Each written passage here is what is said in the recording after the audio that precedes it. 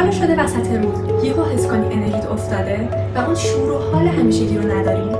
حس میکنی شادی ازت دوره؟ وایسا، توی این ویدیو نمیخوام حرفای کلیشه‌ای بزنم. میخوام 3 تکنیک خیلی ساده و فوری بهت یاد بدم که همین الان زیر 1 دقیقه میتونی انجامش بدی و حالتو از این رو به اون رو کنی.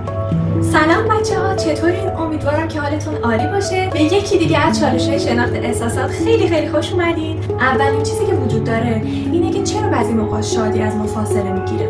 اول خیلی سریع بگم که چرا حس می‌کنیم که شاد نیستیم. استرس روزمره، خستگی، تمرکز روی مشکلات یا حتی گیر کردن توی روتین‌های تکراری میتونه باعث بشه که اون حس خوب کمرنگ بشه. این یه سیگناله که باید یه تکونی به خودمون بدیم و آگاهانه برای شادتر بودن خودمون تلاش کنیم.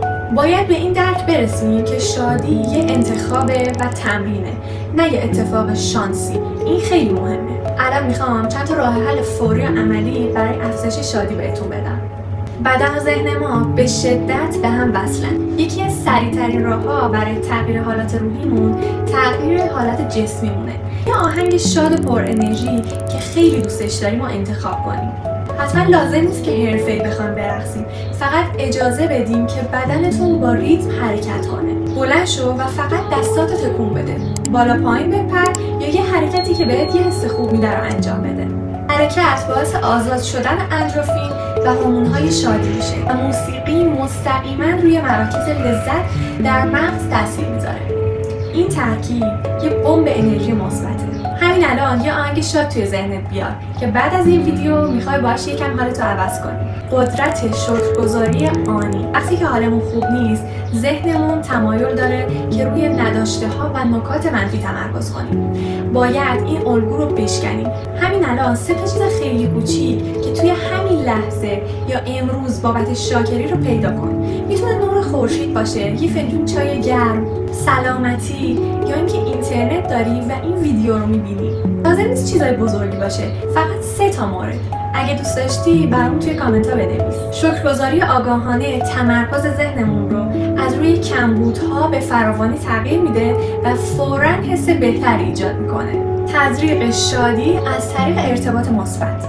شادی مسیریه، یعنی یه کار کوچیک محبت آمیز برای یکی دیگه انجام بدی یا یه ارتباط مثبت برقرار کنی. میتونه یه تعریف ساده از همکارت باشه یا یه پیام تشکر برای دوستت. یه زنگ به یکی از اعضای خانوادت بزن که دلت براشون تنگ شده یا حتی یه لبخند به یه غریبه.